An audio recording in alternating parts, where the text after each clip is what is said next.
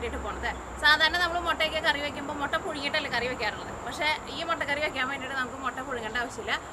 അപ്പോൾ നിങ്ങളെല്ലാവരും ഇതേപോലെ ട്രൈ ചെയ്ത് നോക്കുക. ബാച്ചിലേഴ്സിനൊക്കെ ആണെങ്കിലും പെട്ടെന്ന് തന്നെ നമുക്ക് റെഡിയാക്കിയിട്ട് എടുക്കാം. നമുക്ക് മുട്ട പുഴുങ്ങേണ്ട ഒരു സമയമൊന്നും ഇതിലേക്ക് നമുക്ക് ആവശ്യമില്ല. പിന്നെ അത് നമുക്ക് ചോറിൻ്റെ കൂടെ, ചപ്പാത്തിയുടെ കൂടെ, അപ്പത്തിൻ്റെ കൂടെ, എന്തിൻ്റെ കൂടെ കഴിക്കാനാണെങ്കിലും നല്ല ടേസ്റ്റ് ആയിരിക്കും.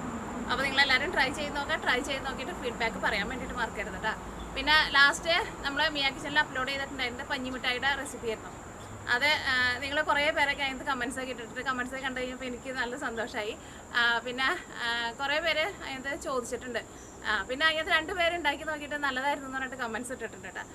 കാരണം അത് ഉണ്ടാക്കാൻ വേണ്ടിയിട്ട് കുറച്ച് പാടുള്ളൂ. പക്ഷേ അതിൻ്റെ ട്രിക്ക് കിട്ടിയിട്ടുണ്ടെങ്കിൽ റെഡി ആക്കിയിട്ട് എടുക്കാൻ വേണ്ടിയിട്ട് പാടൊന്നുമില്ല കേട്ടോ. നല്ല ഈസി ആയിട്ട് റെഡി ആക്കിയിട്ട് എടുക്കാം.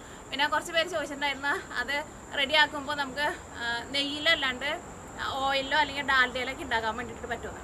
അപ്പോൾ നിങ്ങൾ ഫസ്റ്റ് നിങ്ങൾ ട്രൈ ചെയ്ത് നോക്കുമ്പോൾ അത് നെയ്യിൽ ട്രൈ ചെയ്ത് നോക്കട്ടെ കേട്ടോ. കാരണം അത് ഒന്ന് പഠിച്ച് കഴിഞ്ഞിട്ട് മാത്രം നെയ്യിൽ ട്രൈ ചെയ്താൽ മതി.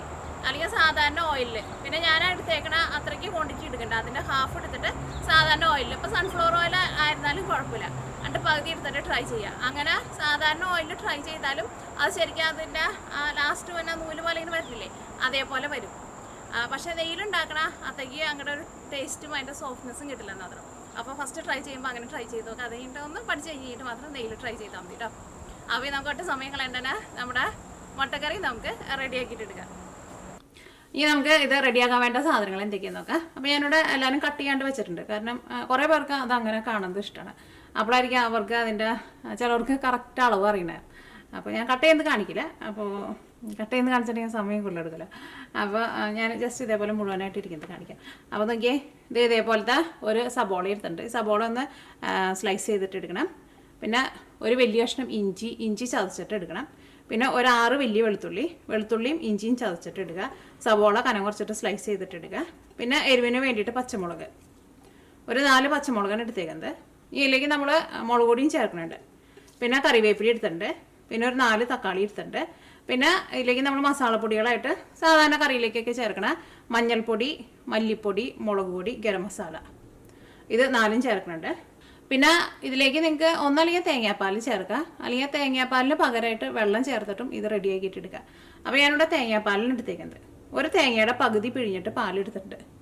അത് 1-ാം പാലും 2-ാം പാലും ആയിട്ട് ഒറ്റ പാലായിട്ടാണ് എടുത്തേക്കുന്നത്. അപ്പോൾ ഇത്രയ്ക്ക് സാധനങ്ങളാണ് നമുക്കിത് റെഡിയാക്കാൻ വേണ്ടിയിട്ട് വേണ്ടത്. അപ്പോൾ ഞാനിതെല്ലാം ഒന്ന് കട്ട് ചെയ്തിട്ട് എടുക്കട്ടെ കേട്ടോ.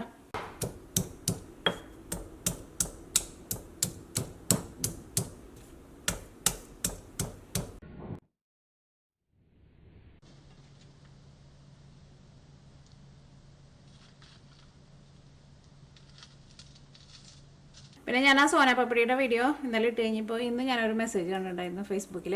അതായത് അവർ പറഞ്ഞേക്കുന്നത് എന്താണെന്ന് വെച്ചിട്ടുണ്ടെങ്കിൽ അതേപോലെ സോനാപ്പപ്പടി ഉണ്ടാക്കിയിട്ടുണ്ടെങ്കിൽ കൈ പൊള്ളും, അപ്പോൾ ആരോടും ട്രൈ ചെയ്യേണ്ടെന്ന് പറഞ്ഞിട്ട് ഇങ്ങനെ ഇട്ടിട്ടുണ്ടായിരുന്നു. പക്ഷേ സോനാപ്പപ്പടി ഉണ്ടാക്കുമ്പോൾ ദാ എൻ്റെ കൈ നോക്കി, ഞാൻ ഇന്നലെയാണ് സോനാപ്പപ്പടി ഉണ്ടാക്കിയത്. എൻ്റെ കൈയും പൊള്ളലൊന്നുമില്ലല്ലോ. അത് നമ്മൾ ആ സോനാപ്പപ്പടി ഉണ്ടാക്കുന്ന സമയത്ത് ഫസ്റ്റ് നമ്മൾ ഇങ്ങനെ 2 സ്പൂണും കൂടി എടുത്തിട്ട് ഇങ്ങനെ ഫോൾഡ് ചെയ്ത് എടുക്കണില്ലേ, അങ്ങനെ എടുത്ത് കഴിയുമ്പോൾ ഞാൻ പറയുന്നുണ്ട് അതിനകത്ത് ഭയങ്കര ഗ്ലേസിങ് വരുമെന്ന്. അങ്ങനെ ഗ്ലേസിങ് വരുമ്പോൾ തന്നെ അതിൻ്റെ പിന്നെ നമ്മളത് ഉരുട്ടിയിട്ട് ഇങ്ങനെ ആ കയ്യിൽ എടുക്കില്ലേ, ആ എടുക്കുന്ന സമയത്ത് അതിന് അത്രയ്ക്ക് ചൂടുണ്ടാവും. പക്ഷേ അതിൻ്റെ ഉള്ളിലായിരിക്കും ഭയങ്കര ചൂട്. പക്ഷെ നമ്മളെ കയ്യിൽ അങ്ങോട്ട് എടുക്കുമ്പോൾ നമുക്ക് സഹിക്കാൻ പറ്റാത്ത ചൂടൊന്നും ഉണ്ടാവില്ല കേട്ടോ. അപ്പോൾ ആ കമൻസ് ഞാൻ കണ്ടപ്പോൾ തന്നെ ഞാനത് കമൻസ് എടുത്ത് കളഞ്ഞിട്ടുണ്ടായിരുന്നു. കാരണം പിന്നെ ബാക്കിയുള്ളവർക്ക് കാണുമ്പോൾ ചിലപ്പോൾ അത് ഉണ്ടാക്കാനുള്ള ഇൻട്രസ്റ്റ് ഉണ്ടാവില്ലല്ലോ. അപ്പോൾ കൈക്ക് ഒരു പൊള്ളലും വരില്ല, കൈയൊന്നും ഒട്ടും പൊള്ളില്ല കേട്ടോ. അങ്ങനെ പൊള്ളണ വീഡിയോ ആണെങ്കിൽ ഞാൻ നിങ്ങളെ കാണിക്കില്ലല്ലോ. ആരെങ്കിലുമൊക്കെ ചെയ്തിട്ടുണ്ടെന്ന് വെച്ചിട്ടുണ്ടെങ്കിൽ കൈയൊക്കെ പൊള്ളി പോലോ, കൈയൊന്നും പൊള്ളത്തില്ല. അപ്പോൾ ഈ കറി റെഡിയാക്കാൻ വേണ്ടിയിട്ട് ഒരു പാൻ വെച്ചിട്ട് ചൂടാക്കുക. അപ്പോൾ നമ്മുടെ പാൻ നന്നായിട്ട് ചൂടായിട്ടുണ്ട്. ഇതിലേക്ക് ഞാനിവിടെ വെളിച്ചെണ്ണയാണ് ചേർക്കുന്നത്. വെളിച്ചെണ്ണ തന്നെ വേണമെന്ന് നിർബന്ധമില്ല. നമ്മൾ സാധാരണ കറി ഉണ്ടാക്കാൻ വേണ്ടിയിട്ട് എടുക്കണ ഏത് ടൈപ്പ് ഓയിലായിരുന്നാലും കുഴപ്പമില്ല. ഈ സ്റ്റീലിൻ്റെ പാനൊക്കെ അത് കാണുമ്പോൾ ചിലപ്പോൾ ആരെങ്കിലും ചോദിക്കും, കാരണം ഇത് പുതിയതല്ല, വാങ്ങിച്ചിട്ട് കുറച്ച് നാളായിട്ടുണ്ട്. അപ്പോൾ ഇത് ഞാൻ ഇവിടെ നിന്ന് വാങ്ങിച്ചത് കേട്ടോ. കുറേ പേർ എൻ്റെ അടുത്ത് ചോദിക്കാറുണ്ട് എവിടെ നിന്ന് വാങ്ങിച്ചത്. പക്ഷെ നമ്മുടെ നാട്ടിലും ഇതേപോലെ നല്ല സ്റ്റീലുണ്ട് കേട്ടോ. വിനോദ് എന്ന് പറഞ്ഞിട്ടൊരു ബ്രാൻഡ് ഉണ്ട്. ഞാനത് നാട്ടിൽ എൻ്റെ മമ്മിക്ക് വാങ്ങിച്ചിട്ടുണ്ട്, ചേച്ചിക്ക് വാങ്ങിച്ചിട്ടുണ്ട്. അതും ഇതേപോലെ തന്നെ നല്ല കട്ടിയുള്ള നല്ല സ്റ്റീലത്. ഇപ്പോൾ ഓയിൽ നന്നായിട്ട് ചൂടായിട്ടുണ്ട്. ഇനി ഞാൻ ഇതിലേക്ക് കുറച്ച് കടുക് പൊട്ടിക്കുന്നുണ്ട്. അപ്പോൾ നിങ്ങൾക്ക് കടുക് ഇഷ്ടമാണെന്ന് വെച്ചിട്ടുണ്ടെങ്കിൽ കടുക് പൊട്ടിക്കുക. ഒരു 1/2 ടീസ്പൂൺ കടുക്. കടുക് പൊട്ടിച്ചില്ലെങ്കിലും കുഴപ്പമില്ല. പക്ഷേ കടുക് പൊട്ടിക്കുമ്പോൾ നമ്മുടെ കറി കാണാൻ വേണ്ടിയിട്ട് കുറച്ചുകൂടി നല്ല ഭംഗിയൊക്കെയുണ്ട്. അപ്പോൾ കടുക് പൊട്ടട്ടെ. അപ്പോൾ നമ്മുടെ കടുക് പൊട്ടിയിട്ടുണ്ട്. ഇനി ഇതിലേക്ക് സവോള, പിന്നെ ഇഞ്ചി, വെളുത്തുള്ളി, പച്ചമുളക് ചേർക്കാം. ഇഞ്ചി, കറിവേപ്പിലയും ചേർക്കാം. ഇതെല്ലാം കൂടിയിട്ട് നന്നായിട്ടൊന്ന് വഴറ്റിയിട്ട് എടുക്കുക. അപ്പോൾ ഇതെല്ലാം നന്നായിട്ട് വഴന്ന് വന്നിട്ടുണ്ട്. ഇനി നമുക്ക് തീ പതുക്കൊന്ന് കുറച്ച് വയ്ക്കാം. ഇനി ഇതിലേക്ക് മസാലപ്പൊടികൾ ചേർക്കാം. ഫസ്റ്റ് മഞ്ഞൾപ്പൊടി ചേർക്കാം. മഞ്ഞൾപ്പൊടി ഞാനിതിലേക്ക് 1/2 ടേബിൾ സ്പൂണാണ് ചേർക്കുന്നത്.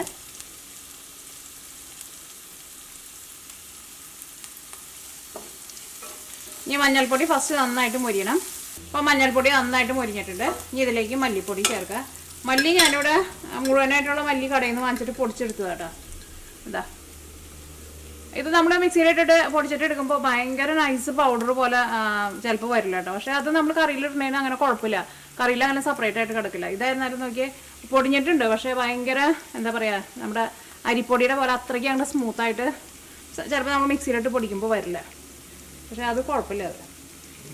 അപ്പോൾ മല്ലിപ്പൊടി ഞാനിവിടെ 1.25 ടേബിൾ സ്പൂണാണ് ചേർത്തേക്കുന്നത്. ഈ മല്ലിപ്പൊടി നന്നായിട്ട് മൊരിയട്ടെ. ചെറിയ തീയിലിട്ടിട്ട് നന്നായിട്ട് മൊരിയിച്ചിട്ട് ഇടുക.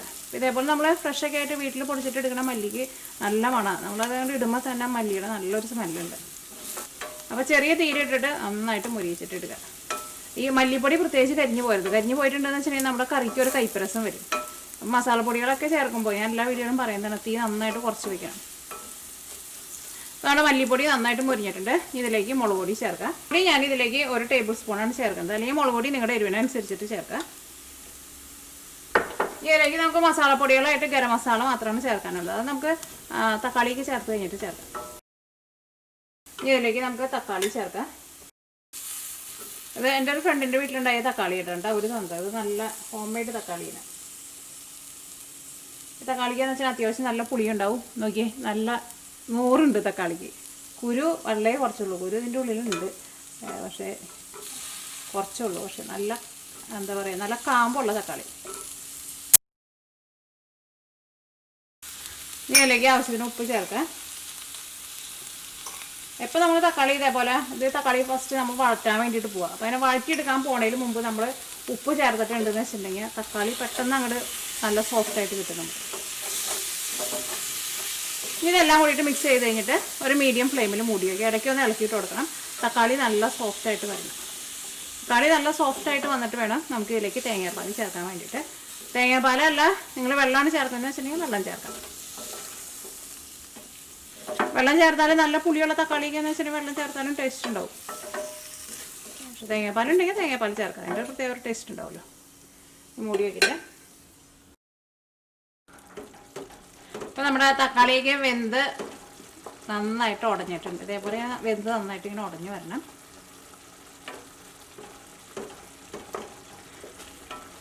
ഇനി ഇതിലേക്ക് തേങ്ങാപ്പാൽ ചേർക്കാം. അപ്പോൾ ഞാൻ പറഞ്ഞില്ലേ, 1-ാം പാലും 2-ാം പാലും കൂടിയിട്ട് ഒറ്റ പാലായിട്ടാണ് എടുത്തിരുന്നത്. കാരണം നമുക്ക് ഇതിനകത്തിനായിട്ടിട്ട് കുറേ നേരം ഇട്ടിട്ട് തേങ്ങാപ്പാൽ തിളപ്പിക്കേണ്ട ആവശ്യമില്ലല്ലോ. കാരണം ഇതിനകത്ത് കഷ്ണങ്ങളൊന്നും വേവാനില്ലല്ലോ.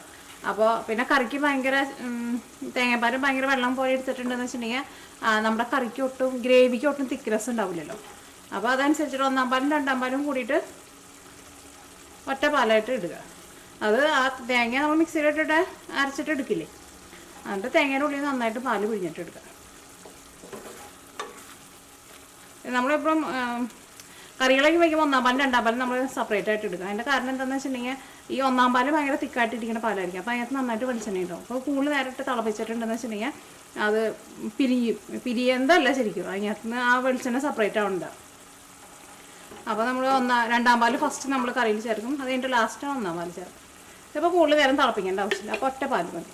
അപ്പോൾ ഇതിലേക്ക് നമുക്ക് തേങ്ങാപ്പാൽ ചേർക്കാം. അപ്പോൾ ഈ തേങ്ങാപ്പാലിന് പകരം നിങ്ങൾക്ക് വേണമെന്ന് വെച്ചിട്ടുണ്ടെങ്കിൽ വെള്ളം ചേർത്താലും കുഴപ്പമില്ല. വെള്ളമൊക്കെ ചേർക്കുമ്പോൾ ഇത്രയ്ക്ക് വെള്ളത്തിൻ്റെ ആവശ്യമില്ല കേട്ടോ. അത് നമുക്ക് കറിക്ക് എന്തോരം ഗ്രേവി വേണമെന്ന് വെച്ചിട്ടുണ്ടെങ്കിൽ അതനുസരിച്ചിട്ട് എടുക്കുക. പക്ഷേ ഒരുപാട് അങ്ങനെ ഭയങ്കര വെള്ളം പോലെ എടുക്കണ്ട. ഇതിപ്പോൾ തേങ്ങാപ്പാലായതുകൊണ്ട് കറി ഒന്ന് തിളച്ച് കഴിയുമ്പോൾ ചെറുതായിട്ടൊന്ന് തിക്കായിട്ട് വരും. ഇതിലേക്ക് നമുക്ക് ഗരം മസാല ചേർക്കാം. ഗരം മസാല നമ്മൾ ഫസ്റ്റ് കുറച്ച് ചേർക്കാം. എന്നിട്ട് നമ്മൾ എല്ലാം കൂടിയിട്ട് മിക്സ് ചെയ്ത് കഴിഞ്ഞിട്ട് ടേസ്റ്റ് നോക്കാം. എന്നിട്ട് നമുക്ക് ഗരം മസാലയുടെ ടേസ്റ്റ് കുറച്ചും കൂടി വേണമെന്ന് വെച്ചിട്ടുണ്ടെങ്കിൽ അതനുസരിച്ചിട്ട് ചേർക്കാം.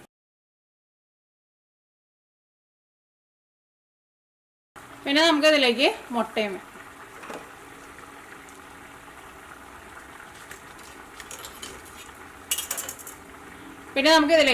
വേണം. അത് നമുക്ക് എത്ര മുട്ട വേണമെന്ന് വെച്ചിട്ടുണ്ടെങ്കിൽ അതനുസരിച്ചിട്ട് മുട്ട ചേർക്കാം. അപ്പോൾ തേങ്ങാപ്പാൽ ചേർത്ത് കഴിഞ്ഞിട്ട് നമ്മുടെ കറി നന്നായിട്ട് തിളച്ചിട്ടുണ്ട്. അപ്പോൾ ഞാൻ മൂടി വെച്ചിട്ടുണ്ടായിരുന്നില്ല, കാരണം പെട്ടെന്നാണ് തിളച്ചോളൂ. ഇനി നമ്മൾ എന്താ ചെയ്യാൻ പോകണമെന്ന് വെച്ചിട്ടുണ്ടെങ്കിൽ ഇതിലേക്ക് നമ്മൾ മുട്ടയാണ് ചേർക്കാൻ വേണ്ടിയിട്ട് പോകുന്നത്. അപ്പോൾ മുട്ട നമ്മൾ പൊട്ടിച്ചിട്ടാണ് ഇതിലേക്ക് ഇടാൻ വേണ്ടിയിട്ട് പോകുന്നത്. അപ്പോൾ നിങ്ങൾ കടയിൽ നിന്ന് വാങ്ങുന്ന മുട്ടയൊക്കെയാണ് ചില സമയത്ത് മുട്ടയൊക്കെ കേട് വരാറുണ്ടെന്ന് വെച്ചിട്ടുണ്ടെങ്കിൽ ഫസ്റ്റ് ഓരോ മുട്ടയും നമ്മൾ ഓരോ പ്ലേറ്റിലേക്ക് ഒരു ചെറിയൊരു എന്താ പറയുക, ചെറിയൊരു പാത്രത്തിലേക്ക് പൊട്ടിച്ചിട്ട് ഇട്ടിട്ട് ഇതിലേക്ക് ഇട്ടാൽ മതി. അല്ലെങ്കിൽ ചിലപ്പോൾ ഏതെങ്കിലും ഒരെണ്ണം കേടുണ്ടെന്ന് വെച്ചിട്ടുണ്ടെങ്കിൽ പിന്നെ നമ്മുടെ കറി ഫുള്ള് നാശമായി പോകുമല്ലോ. അപ്പോൾ ഇത് വീട്ടിലെ കോഴിയുടെ മുട്ടയാണ്. അപ്പോൾ അതുകൊണ്ട് തന്നെ മുട്ട എന്തായിരുന്നാലും കേടല്ല. അപ്പോൾ ഞാൻ ഡയറക്റ്റായിട്ട് കറിയിലേക്ക് പൊട്ടിച്ചിടാൻ വേണ്ടിയിട്ട് പോവാണ്. ഇതേപോലെ തേങ്ങാപ്പാൽ നന്നായിട്ട് തിളച്ച് കഴിഞ്ഞ് കഴിയുമ്പോൾ തീ കുറച്ച് വെച്ചിട്ട് വേണം മുട്ട പൊട്ടിച്ചിടാൻ വേണ്ടിയിട്ട്.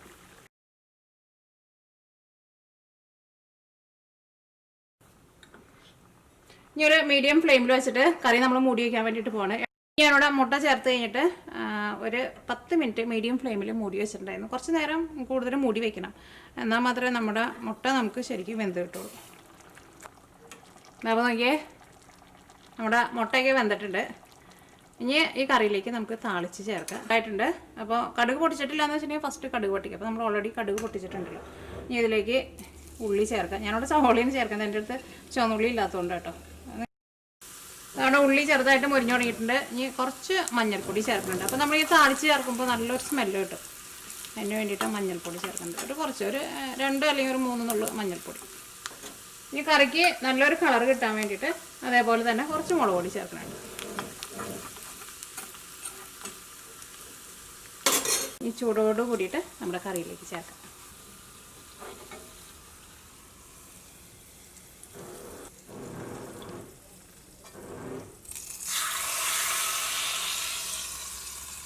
എല്ലാം മണമൊക്കെ വരുന്നുണ്ട്. അപ്പോൾ നമ്മുടെ മുട്ട തിളപ്പിച്ചത് റെഡി ആയിട്ടുണ്ട്. ഇത് ചോറിൻ്റെ കൂടെ, ചപ്പാത്തിയുടെ കൂടെ, അപ്പത്തിൻ്റെ കൂടെ, എന്തിൻ്റെ കൂടെ കഴിക്കാനാണെങ്കിലും നല്ല ടേസ്റ്റ് ഉണ്ടാവും. ഞാൻ കറിയുടെ ടേസ്റ്റ് നോക്കട്ടെ. നല്ല ടേസ്റ്റ് ഉണ്ട്. കാരണം ഞാൻ പറഞ്ഞല്ലോ, ഈ തക്കാളി കടയിൽ നിന്ന് വാങ്ങിച്ച തക്കാളിയല്ല, അതുകൊണ്ട് തന്നെ നല്ല പുളിയുണ്ട്, നല്ല ടേസ്റ്റും ഉണ്ട്. അപ്പോൾ നിങ്ങളെല്ലാവരും ട്രൈ ചെയ്ത് നോക്കിയിട്ട് ഫീഡ്ബാക്ക് പറയാൻ വേണ്ടിയിട്ട് മറക്കരുത്. കഴിയുന്നതും തേങ്ങാപ്പാൽ ഒഴിച്ചിട്ട് ഉണ്ടാക്കാൻ വേണ്ടിയിട്ട് നോക്കാം. അപ്പോഴായിരിക്കും കുറച്ചും കൂടി നല്ല ടേസ്റ്റ് ഉണ്ടാവുക. അപ്പോൾ ഇനി നമുക്ക് നാളെ വേറൊരു പുതിയ റെസിപ്പി ആയിട്ട് വരാം.